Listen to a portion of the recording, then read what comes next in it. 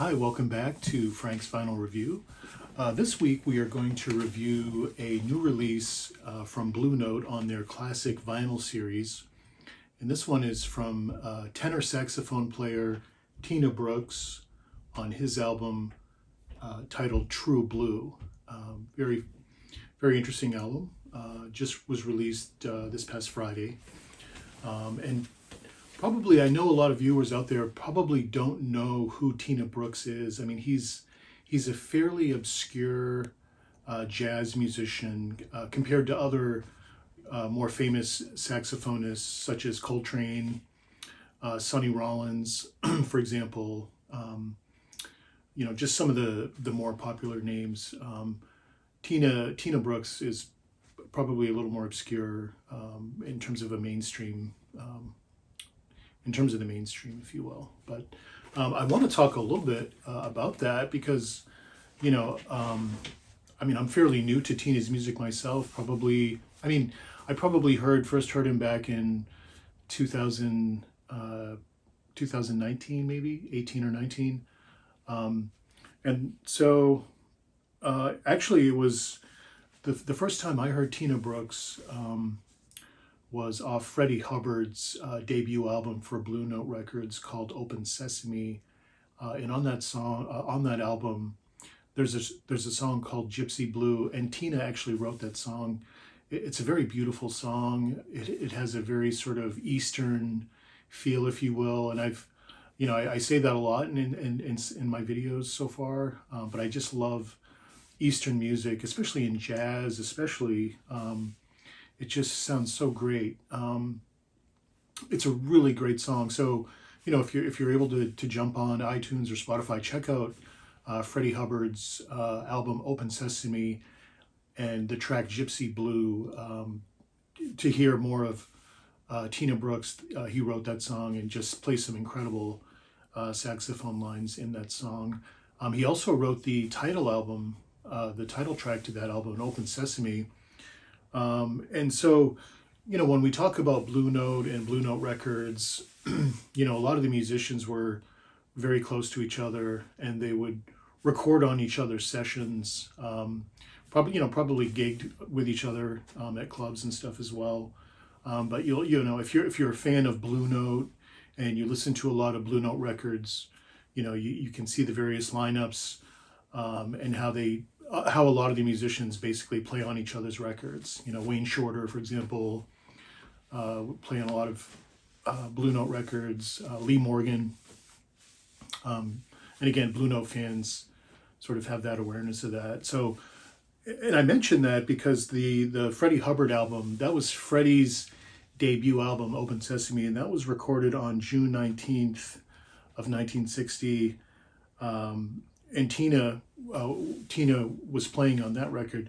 And then this record that we're reviewing today, True Blue, that was recorded 6 days later on June 25th of 1960, basically retaining 3/5 of that quintet on Freddie's album. Freddie, Tina, Sam Jones on the bass, he was on both sessions. And then they're joined by Duke Jordan on piano and Art Taylor on drums. It's an interesting week there for Tina. He plays on Freddie's record, and then 6 days later he's basically spearheading his own session for this album.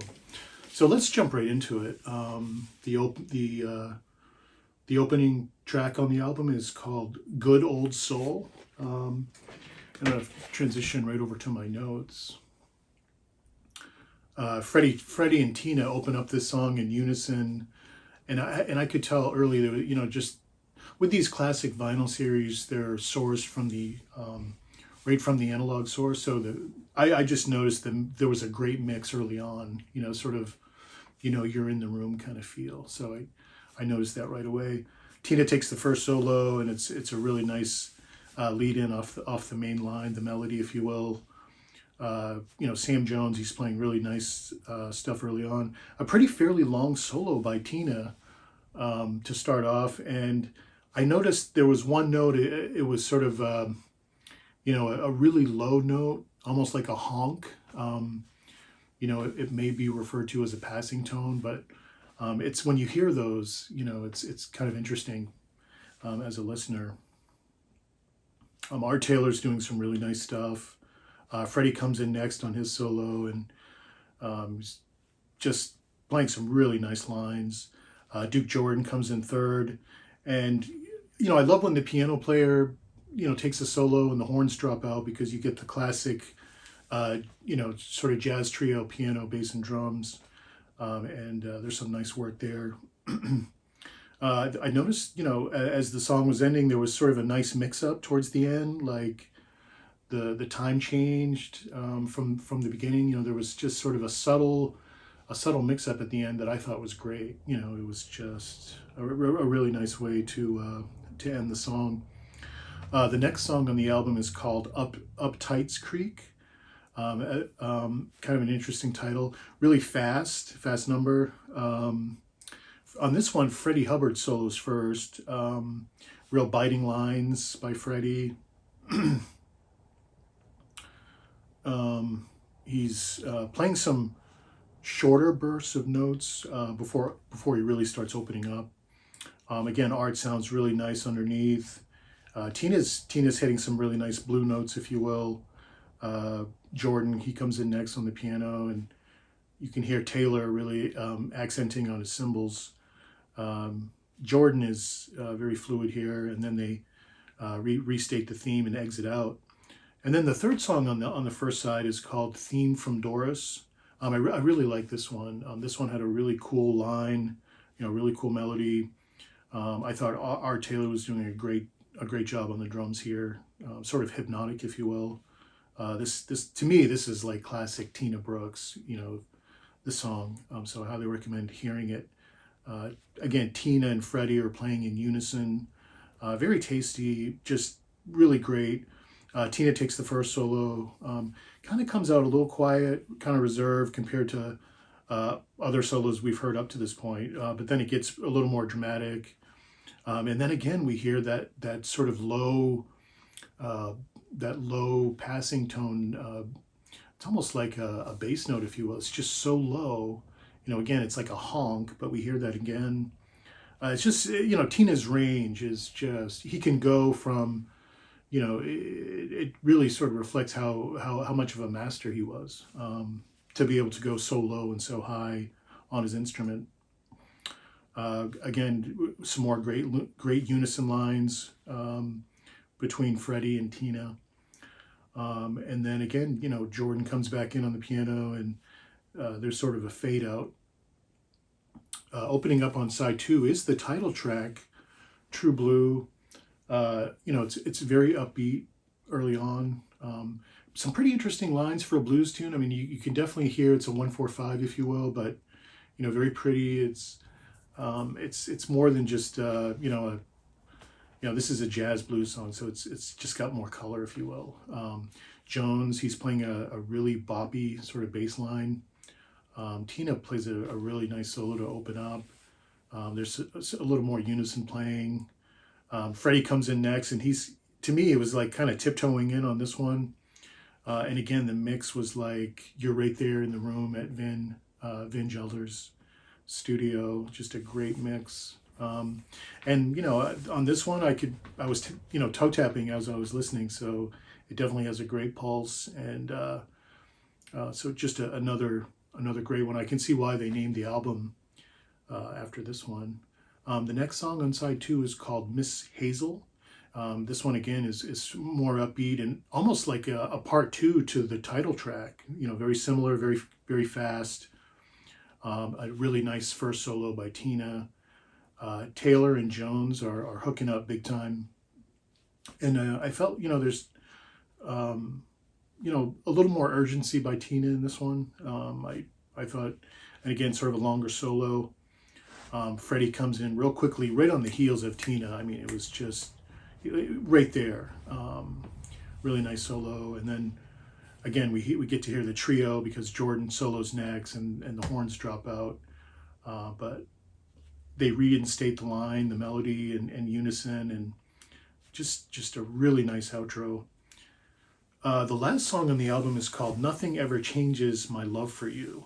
And this one to me had sort of a celebratory feel, which is great when you're ending the record with it. I like that, that sort of exclamation, if you will.